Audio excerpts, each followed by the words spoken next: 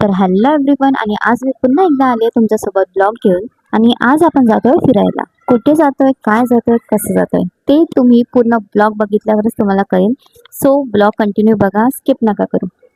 तर आमचं सकाळपासून नाही हा चालू होतं. असं बोलत बोलत आम्ही फायनली रेडी झालो आहोत. आणि माझी पॅकिंग ऑलरेडी डन झालेली आहे आणि बाकीच्यांची पॅकिंग सुद्धा झाली आहे. ही आहे माझी पर्स छोटीशी, त्याच्यामध्ये मी थोडेसे कपडे घेतले आणि आम्ही निघण्यासाठी रेडी झालो आहोत. तर देवाचं नाव घेऊन पाय वगैरे पडून आम्ही निघालो. आता आम्ही रेडी आहोत निघायला.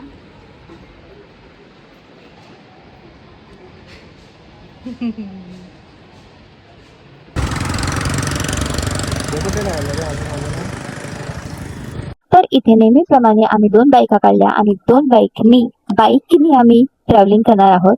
सगळे मला विचारतात, बाईकने ट्रॅव्हलिंग कसं जमतं तुला? आम्हाला तर जमणार नाही बाबा, मला तर बसायलाच नाही होणार, एवढ्या लांब जायचंय. ट्रेननेच प्रवास जमतो किंवा बसने जमतो. बट माझं आन्सर असं असतं की आम्हाला सवय आहे. इथे ट्रॅव्हलिंग करता करता रात्र झाली आणि बाईकवर बसून सुद्धा कंटाळा आला, त्याच्यामुळे आम्ही थोडासा ब्रेक घेतला. इथे आम्ही आता हायवे साईडला आहे आणि मला खूप जास्त आवडतं हायवे साईडला. थोडासा ब्रेक घेऊन आता आम्ही इथून पुन्हा निघतोय. पहिला आम्ही इथे पोहोचलो होतो महडला आणि इथे आम्ही रूम बुक केली होती भक्तस्थानमध्ये. तुम्ही सुद्धा आला तर तुम्हाला सुद्धा इथे रूम भेटेल आणि छान आणि क्लीन रूम असतात इथे. ब्लँकेट वगैरे आम्हाला आधीच दिलेले आणि आम्हाला 3rd फ्लोअर दिला होता. इथे तुम्ही बॅकग्राऊंड सुद्धा बघू शकता, दरवाजे सुद्धा बघू शकतात, एकदम क्लीन आहे इथे. तर एवढा वेळ बाईकने प्रवास केल्यानंतर फायनली आम्ही इथे पोहोचलो आणि निवांत 2 मिनिटं बसलो.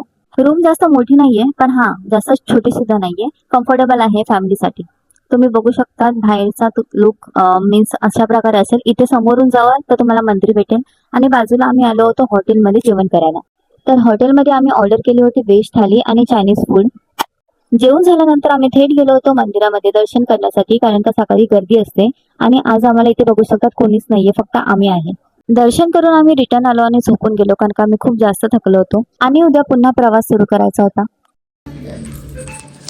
तर आता आम्ही उठलोय आणि आता आम्ही महडला आहे आणि आता आम्ही दर्शन करून निघणार आहे पालीला.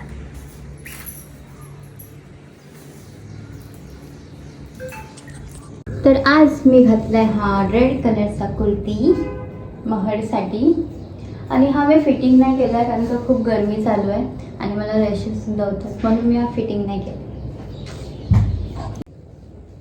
आणि मी कशी दिसते ते मला नक्की कमेंट करून सांगा आणि ब्लॉग नक्की कंटिन्यू करा. सकाळी पुन्हा एकदा आम्ही दर्शन करून इथून निघत होतो. महडचा गणपती बाप्पा केल्यानंतर आता आम्ही जाणार आहे पालीला.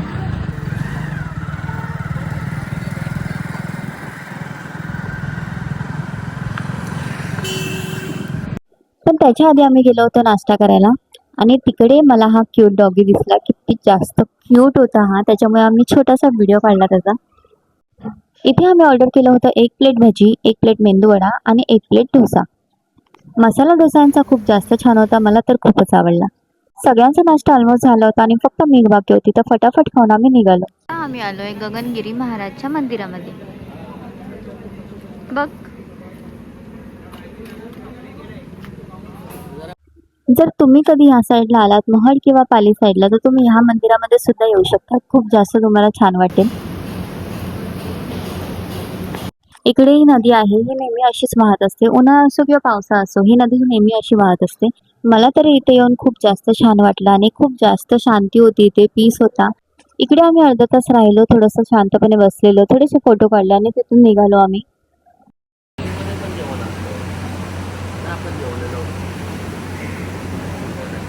तर जाता जाता इथे आम्हाला 2 माकडे दिसले होते, तुम्ही बघू शकतात. आणि इथे फक्त 2 माकडं नाही आहेत, अजून खूप सारे माकडे इथे असतात. बट मी फिलहाल 2च माकडांचं काढलंय, कारण का मला भीती वाटते.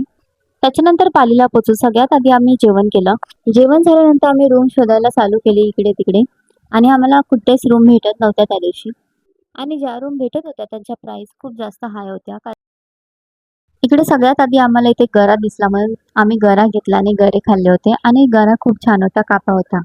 त्याच्यानंतर मी जेवली नव्हते, त्याच्यामुळे मी खाल्ली इडली आणि इडली सुद्धा छान होती.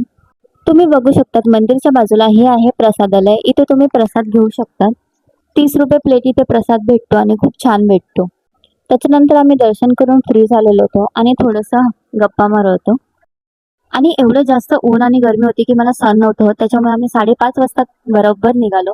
ऊन खूप जास्त होतं म्हणून आम्ही थोडंसं लेट निघालो होतो, कारण का बाईकचा प्रवास होता. जाता जाता मी खाल्ले पोहे आणि संध्याकाळचे 7:30 किंवा 8 वाजलेत आणि आमची ट्रॅव्हलिंग कंटिन्यू राहणार आहे, कारण का आम्ही डायरेक्ट आता घरी जाणार आहे. इथे तिथे अजिबात थांबणार नाही. आणि आमच्या अंदाजानुसार आम्ही 11:30 वाजेपर्यंत नालासोपाऱ्याला म्हणजे मुंबईला पोचायला पाहिजे. तर आम्ही बरोबर 12:30 वाजता इथे आलो, डिनर केला आणि घरी गेलो. तर भेटूया आपण पुन्हा नेक्स्ट ब्लॉगमध्ये. Bye bye, take care, love you all.